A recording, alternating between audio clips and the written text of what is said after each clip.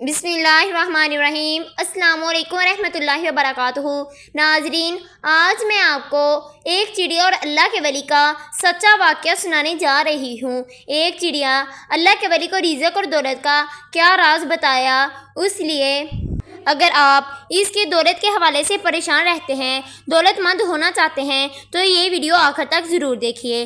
ہر جاندار صرف اللہ تعالیٰ کو پہچانتا ہے، بلکہ وہ اپنے طریقے سے اللہ کی عبادت بھی کرتا ہے، اور اس چیز کی دلیل ہمیں قرآن پاک سے یوں ملتی ہے۔ قرآن پاک نے ہمیں بتایا کہ اللہ کے نبی حضرت سلیمان علیہ السلام صرف جانوروں کے بول سمجھ سکتے تھے، بلکہ آپ ان جانوروں سے بات چیت بھی کیا کرتے تھے۔ حضرت سلیمان علیہ السلام اور چونٹی کا واقعہ تو آپ نے سنا ہی ہوگا۔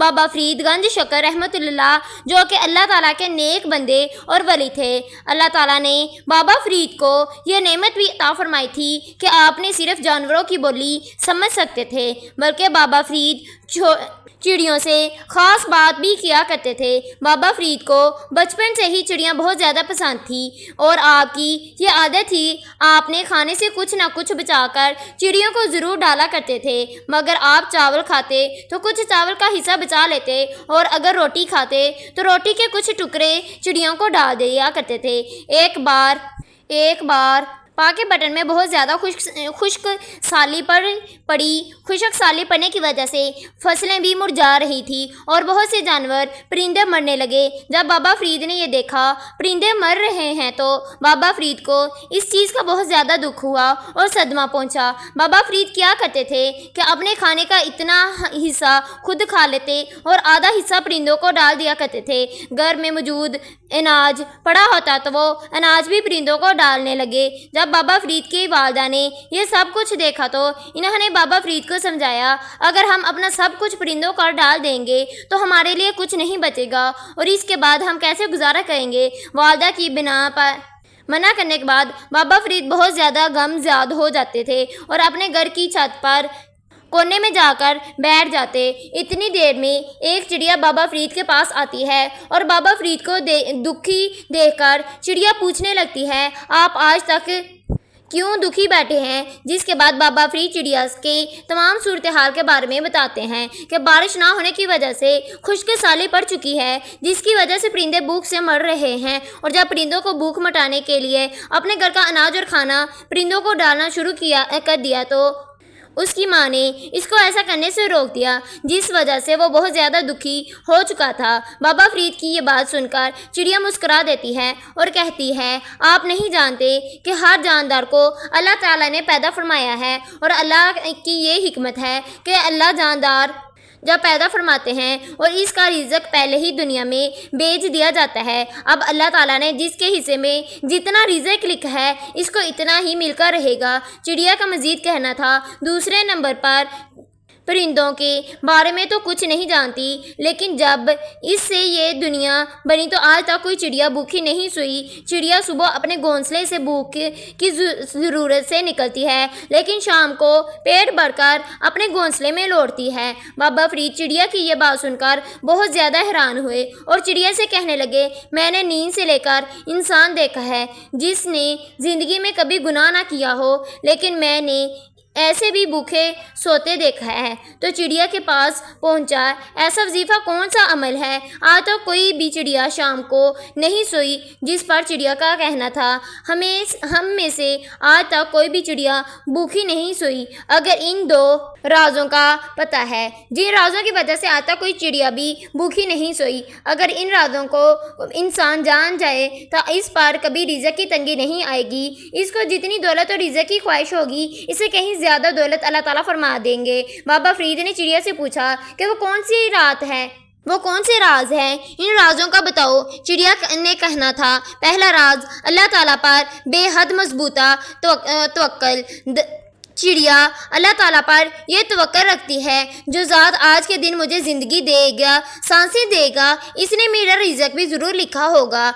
یہ نہیں ہو سکتا جو ذات آج کے دن مجھے زندگی دے وہ آج کے دن کا رزق مجھے نہ پہنچائے، اور یہ چڑیا کا اللہ تعالیٰ پر مضبوط توکل ہی ہوتا ہے۔ چڑیا کبھی بھی اپنے گھونسلے میں کھانا ذخیرہ نہیں کرتی، لیکن چڑیا کے علاوہ جتنے بھی پرندے، کوا، چیل وغیرہ، اگر انہیں کوئی وافر کھانا مل جائے تو وہ اپنے گھونسلے میں اٹھا کر لے آتے ہیں اور جمع کر لیتے ہیں تاکہ اگر کسی دن نہیں کھانا ملے تو وہ اپنا جمع کیا ہوا کھانا بھوک مٹا سکیں۔ لیکن چڑیا کبھی بھی اپنے گھونسلے میں کھانا نہیں لے کر آتی۔ چڑیا کے سامنے جتنا مرضی دانہ پڑا ہو چڑیا اتنا ہی کھائے گی جس سے اس کی بھوک مٹ جائے۔ جیسے ہی اس کی بھوک مٹ جائے گی وہ اڑ جائے گی۔ پھر جو کوئی بھی اللہ تعالیٰ پر اپنا توکل مضبوط کر لیتا ہے اللہ تعالیٰ کبھی بھی اسے مایوس نہیں ہونے دیتا۔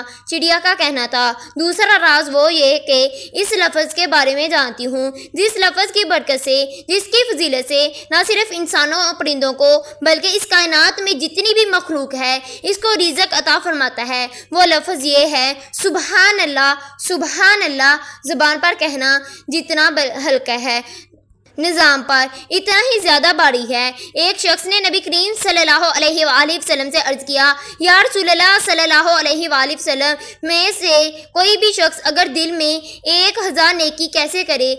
جس کے جواب میں آپ صلی اللہ علیہ وآلہ وسلم فرمایا 100 مرتبہ سبحان اللہ کہیں 1000 نیکی لکھ دی جائے گی اور 1000 گناہ مٹا دیے جائیں گے۔ اللہ تعالیٰ قرآن پاک میں ارشاد فرماتے ہیں میں کسی پر بھی ظلم نہیں کرتا۔ یہ انسان کے اپنے کیے گناہ ہوتے ہیں جو کئی مختلف مصیبتوں اور پریشانیوں کی شکل میں اس کے آگے کھڑے ہو جاتے ہیں۔ ہمارے کچھ گناہ رزق کی تنگی کی شکل میں ہمارے سامنے آ جاتے ہیں اور کچھ مصیبتیں پریشانیاں اور کچھ بیماریوں کی شکل میں آ جاتی ہیں۔ چڑیا کا کہنا تھا اگر کسی شخص کو رزق کی تنگی کا سامنا ہو یا دولت کے حوالے سے پریشان ہو تو وہ زیادہ دولت کا مالک بننا چاہتا ہے تو اسے چاہیے کہ صرف 2 کام کر لے۔ پہلا کام اللہ پاک پر توکل بھروسہ بے حد مضبوط ہو۔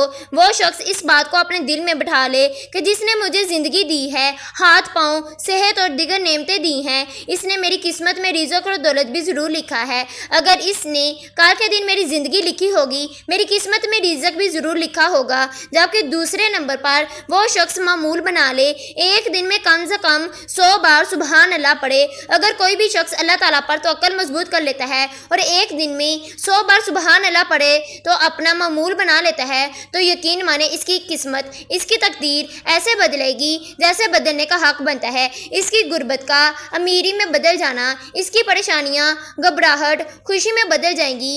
اسے پتہ بھی نہیں چلے گا۔ اس شخص کو وہاں سے دولت اور پیسہ ملنا شروع ہو جائے گا اس نے سوچا بھی نہیں ہوگا۔ اور سب سے بڑھ کر کہ اس کی تمام دعائیں قبول ہونے لگیں گی۔ اکثر لوگ یہی شکایت کرتے ہیں کہ اللہ تعالیٰ کا دیا ہوا ہمارے پاس سب کچھ ہے لیکن ہماری دعائیں قبول نہیں ہوتی۔ تو ایسے لوگ جو اپنی دعائیں قبول کروانا چاہتے ہیں جو لوگ دولت مند ہونا چاہتے ہیں رزق کی تنگی سے نجات حاصل کرنا چاہتے ہیں انہیں چاہیے کہ وہ سبحان اللہ اور رب کریم پر پختہ یقین رکھیں اور کامل یقین کے ساتھ اس وظیفے کو کریں۔